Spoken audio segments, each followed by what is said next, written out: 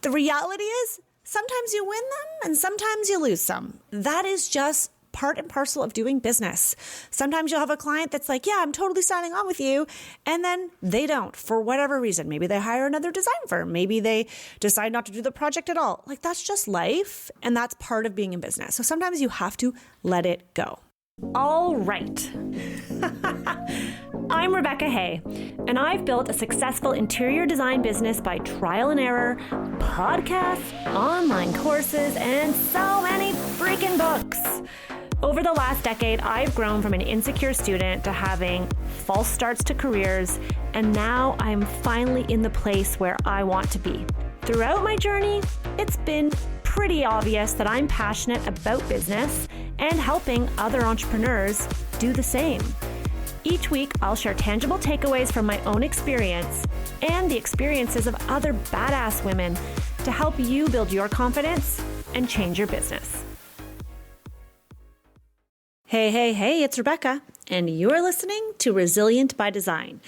Today, I'm going to talk about what to do when your client doesn't hire you for implementation.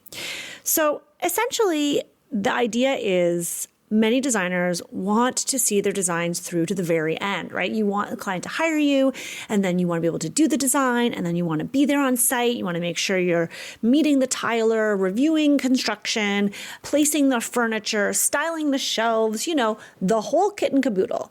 But sometimes things don't go as planned, and the client decides not to hire you for that final phase of the project. So today's episode is going to be a discussion with yours truly about what to do in these situations and how you can prevent these situations in the future. This came up as a question inside our Designers Room Facebook group, and it was a huge hot topic that everybody was chiming in on. So I thought this would be a really good one for the podcast. So here we go. So what do you do when your client doesn't hire you for the implementation? This is a question that comes up a lot. I've had this conversation a lot with my own designer besties. I've had this conversation inside Designers Room. I've had this conversation inside Power of Process, specifically because Power of Process is a course that teaches you about establishing process and systems and how do you manage the construction or the implementation or the ordering and that. And so it always comes up inside that course. So I figured it's probably worth a deeper conversation here on the podcast. I want to just start with one caveat. Not every designer wants to implement the design. Not every designer wants to project manage, wants to be the person seeing a project through to the end. And that is okay. Honestly, it is different strokes for different folks. There's nothing wrong with that. But if you are someone who's always either liked the idea and never had a client willing to pay or agree to do that, or maybe you've done it before, but then sometimes you get stuck in sticky situations where the client is like, no, it's okay, we can take it from here, right? You know what I'm talking about. Then this episode's for you. This question came up because a designer inside our community was having a challenge, a problem, where the client had hired them for everything.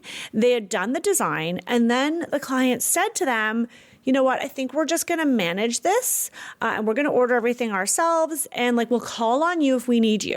And the designer the designer who asked the question said, as an act of good faith, that she had offered to that client at that time, okay, well, just let me know when it comes time for ordering the cabinetry, I can reach out to the kitchen company. So she was trying to keep herself in it, but at that point wouldn't be making any money off of it. And so this really sparked a healthy debate and discussion inside Designers Room. And the question really comes down to, there's 5 questions that I have. So if this has ever happened to you, or you've been in this situation and you've not felt like you dealt with it properly, the big question I have for you is, or the big questions, do you want to be hired to implement? Because as I just said, not everybody wants that.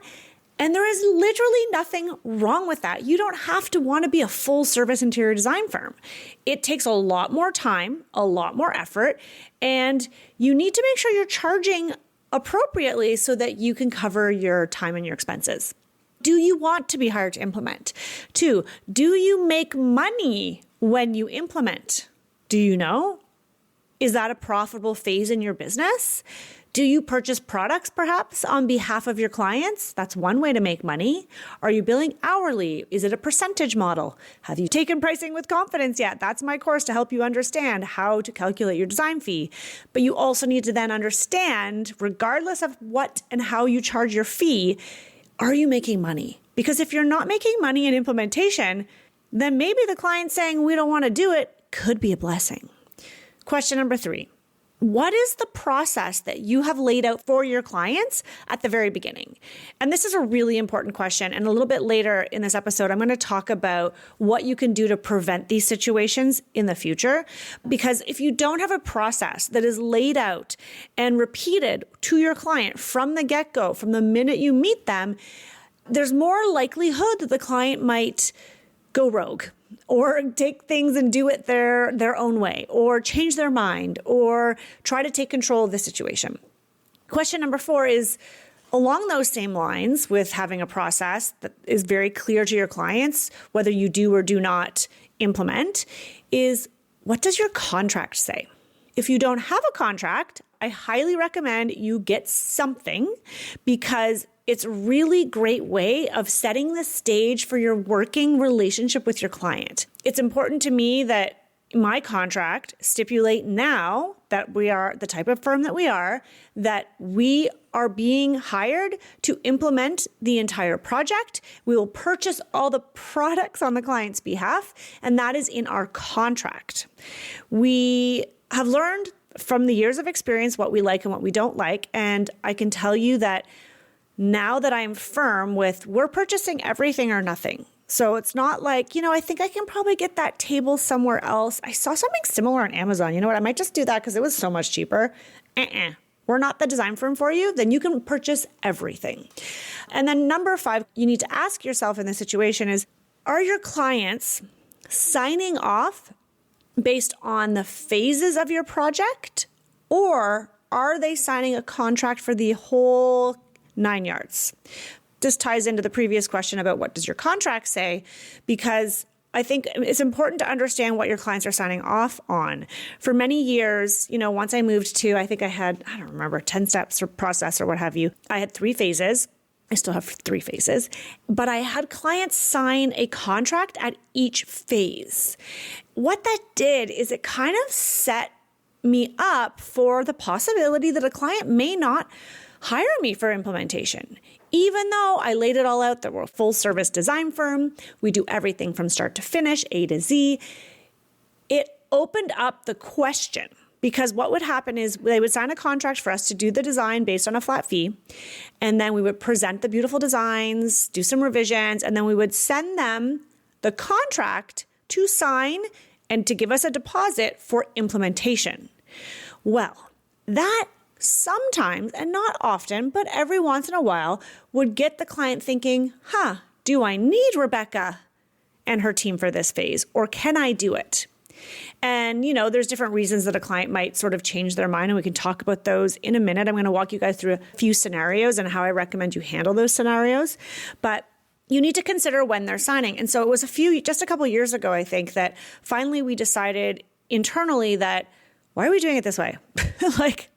Let's just stop and think about this for a second. If we want the clients to hire us to go from A to Z to styling and a photo shoot, like the whole 9 yards, white glove service, then we need them to sign off on that at the beginning. And we need to structure our pricing to reflect that. And so we did change that. And it's something that now it's not even something we would think about when we get through presentation. It's like, okay, now we're moving into the next step, which is placing orders and showing up on site and. So you need to look at maybe if this is happening to you when you don't want it to happen, meaning that the client's asking, hey, you know what, can I just order everything on my own? Or, you don't need to come to site. Maybe it's because of the way you've structured your payments, structured your contract, and your process. Okay, so those are 5 questions I really do want you to think about if you've been in this scenario, because answering those questions will tell you where you could make some tweaks in how you do things and how you run a project and how you communicate with your clients. Because let's face it, we're not in the business of design. Nope, no, sadly. Sadly. We are in customer service. We are in the business of serving people, which means that needs to take priority and communication needs to be king. It is king. If you can't communicate how you do things, then how is the client going to know? And how is their experience going to be? And I'm sure if you're listening, some of you maybe have had this happen or you've had the fear of this happening. Okay, here's how to handle a few scenarios, and I'll give you some real life examples. So, what happens if a client agreed to the full kit and caboodle, but they ran out of money? They're chugging along, things are really good. Maybe they've adjusted the scope a little bit, but the stock market's not been great. They had money invested here. They'd hoped to take it from there. The interest rates are blah, blah, blah, blah. What happens? Because that's real life and that is going to happen. And whether or not they've signed your agreement to get to the end, if they don't have the money to pay you, are you really going to sue them? Are you going to take them to mediation? No. Probably not. It would not make sense.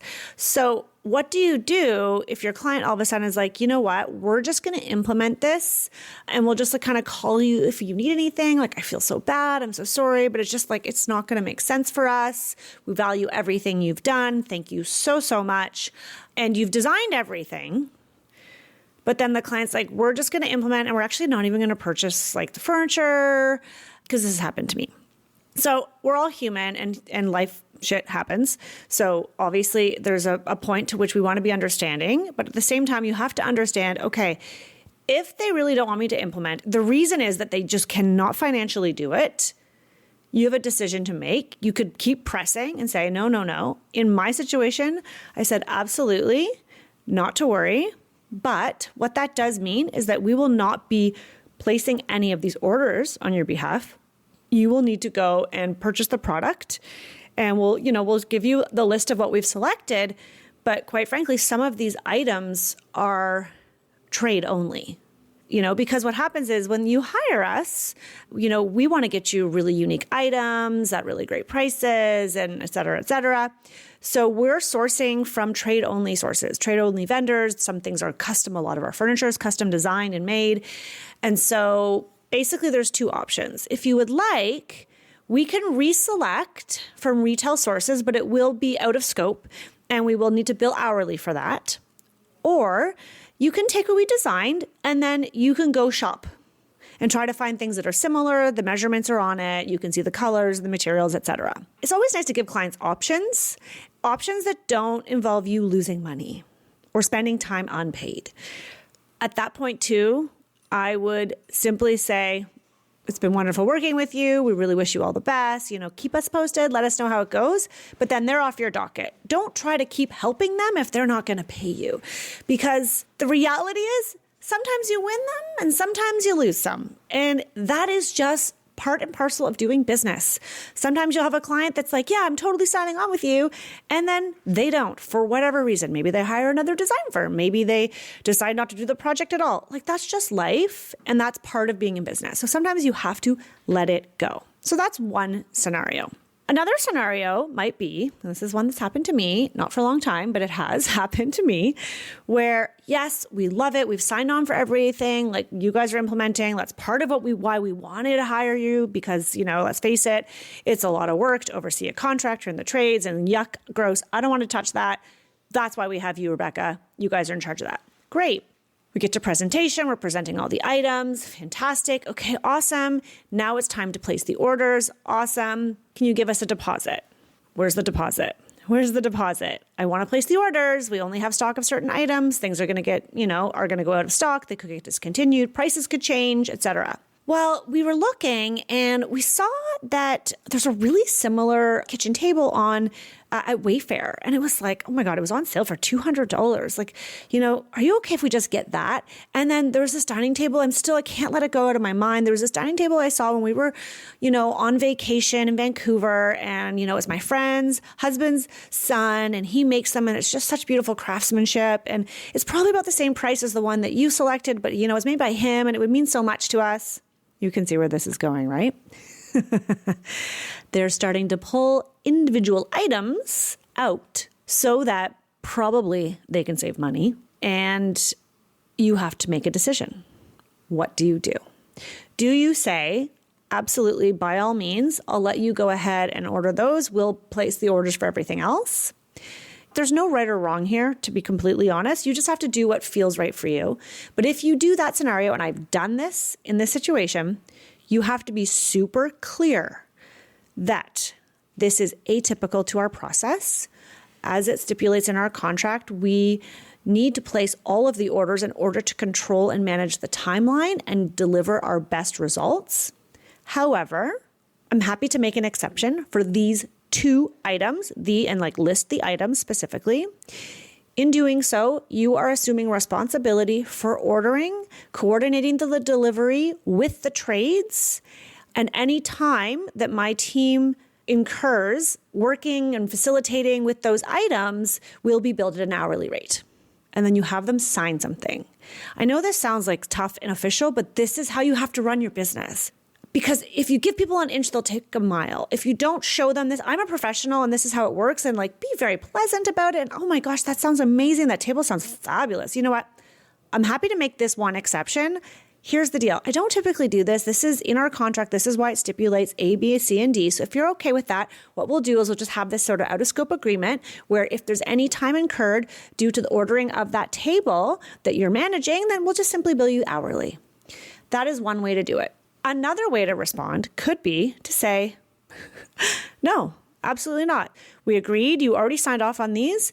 We're about to place the orders, and you can see how it goes. Probably I wouldn't do that because that's just not my personality, but I know designers who have stood their ground, and they are just naturally more comfortable that way, and they have such a convincing way about them that the client's like, oh, okay. Now, maybe if there was a real personal story like that, they might acquiesce, but let's be honest. If there was something that personal, probably, this was just an example I made up, by the way. This didn't actually happen to me. This table in BC, it sounds lovely that somebody's friend's family, whatever, son made, but typically, if there's something like that, you find out about that a lot earlier in the process.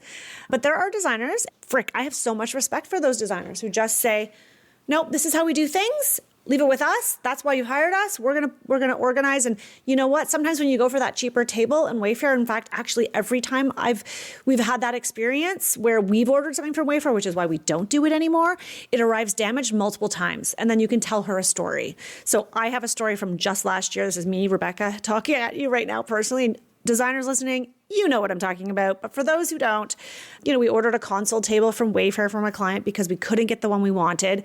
Big mistake. First one came, the marble top was chipped and damaged. Asked for replacement. A couple months later, the replacement comes. It is also damaged. Now the client's like, I don't want this table. This is a nightmare. I want you to return it and I'll find my own. You don't want to get in those situations where, yeah, fine, Wayfair, of course, as you know, is whatever, just dispose of the table. But it's the hours that you spend facilitating, dealing with, calling, managing that ends up costing money. All right, designers, if you have been looking for a millwork company, a custom kitchen fabricator, then you have to check out Devix Kitchens. They will make your life easier without all that freaking drama. Damon, the man behind Devix Kitchens, has streamlined the entire process. Hello, you know I love a good process. Making your project a breeze from start to finish. Seriously though, you will wonder why you haven't found them sooner. If you need to reach out with questions or ideas, you can always give Damon a call or even send him a text message. He is that easy to work with. He personally supervises every single project. He is never going to leave you hanging. But what about the installation, right? Because sounds great on paper, but then sometimes it can be frustrating. Not with Devix Kitchens. They only hire skilled installers who not only get the job done, but do so with the utmost politeness. And guess what? They are masters at leaving zero mess behind. Hallelujah! Your clients are going to be wowed, and you won't even have to deal with any embarrassing situation. No drama here. They are as reliable as it comes. Devix Kitchens will ship anywhere in North America. Go check them out and give Damon a call. Another scenario could be that they, from the get-go, are not sold on hiring you for implementation. For whatever reason, they might have a relationship with the contractor. They might not see the value and not want to pay your fee. Maybe your fee seems high to them because they don't really understand what's involved and they fancy themselves project managers or who knows what. Or maybe they just don't want that and they're people that want to do it themselves. So in this situation, there's lots of ways that you can respond. And in a minute, I'm going to talk about what you can do to prevent these situations in the first place. But if you're in the situation where you've already done the design or you're well into designing it and all of a sudden they're like, yeah, no, just thank you very much and we're going to go on our merry way. What I would recommend you do is in the situation where they have decided, you know what, we just want to do it ourselves, it would be important to know why.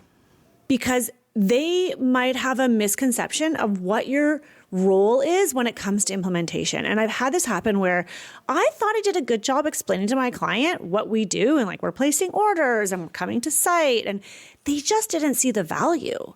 So maybe you need to sit down and on a piece of paper, type out like for your own self, not for your client, all the things that you do in that project management phase, in that implementation phase. Like what are all the things that you're actually doing, your team is doing behind the scenes or on site so that you can really then have a conversation with your client and say, okay, here is what our implementation is all about. This is what we cover. This is what we love to manage. Talk about how your past clients have really appreciated this aspect. Sometimes you just need to show the client the value so that they can understand why you charge what you do. And then sometimes they just aren't interested. And that comes back to the very first question that I asked you today, which is, do you want to be hired to implement? Because there are a lot of design firms out there that do not implement in the way that my design firm does.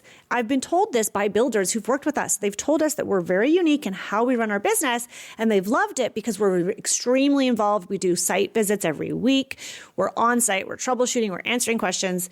But a lot of design firms do the design package, and whether or not they order the furniture or some materials, they pass it on to the builder or to the client.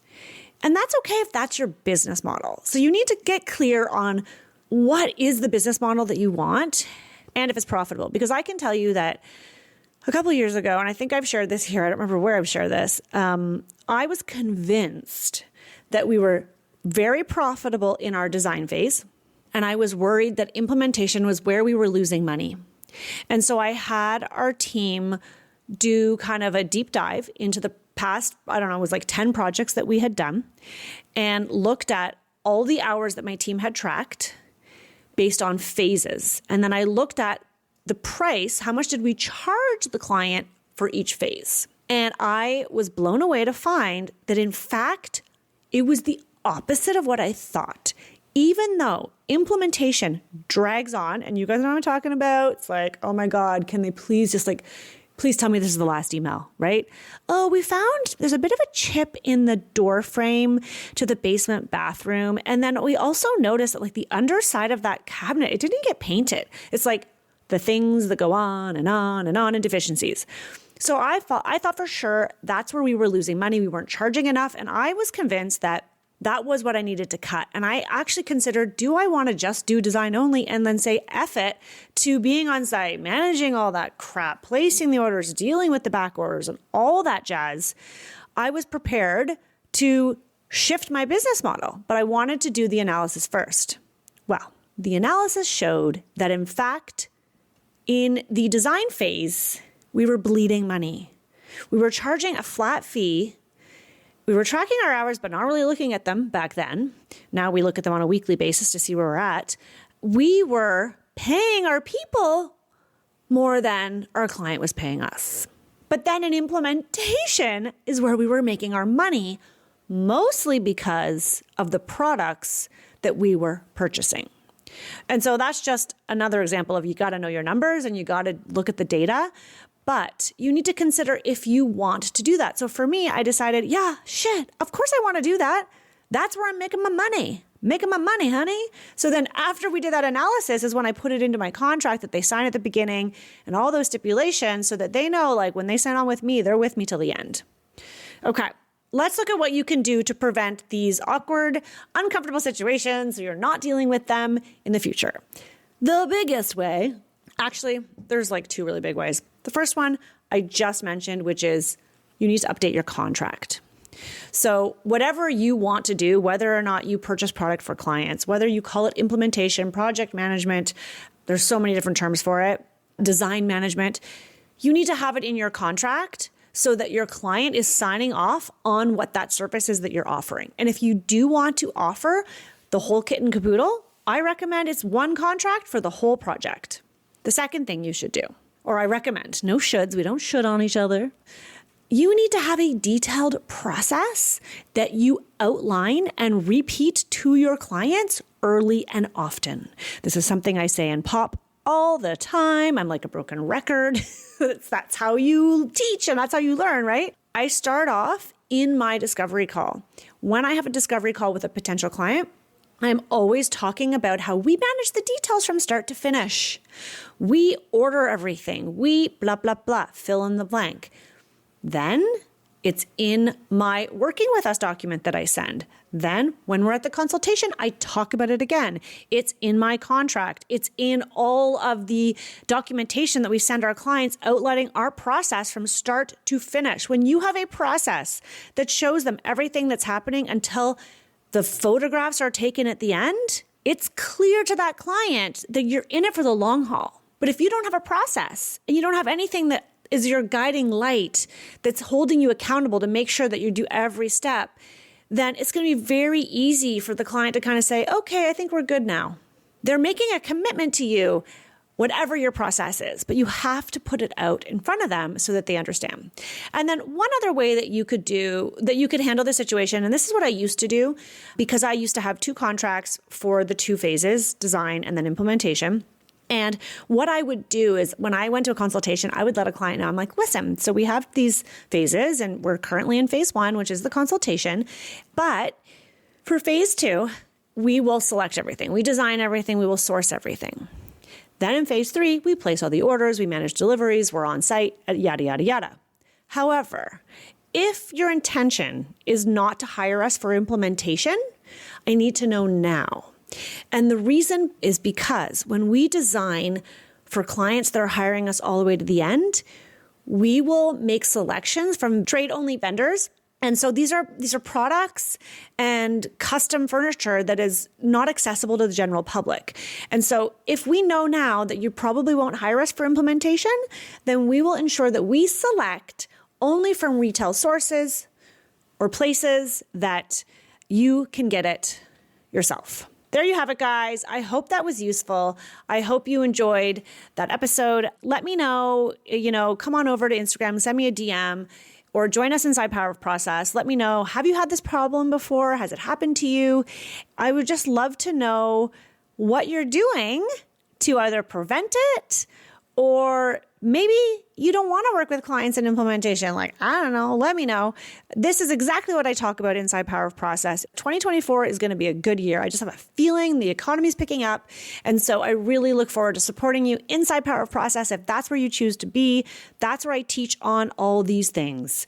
How to establish systems in your business. What is the project process that you follow to show your clients? How do you handle client objections in certain situations? Like that is the detail that we dive into inside Power of Process. It comes around twice a year. I show up live every week to give you live Q&As. There's study hall sessions with other members, and there are 6 whole weeks of recorded modules and lessons for you to dive into, consume, binge, all that. I hope to see you guys there, and I will see you soon. One more thing that I just remembered is there are a couple other episodes of this podcast that you guys might be interested in if you liked this episode.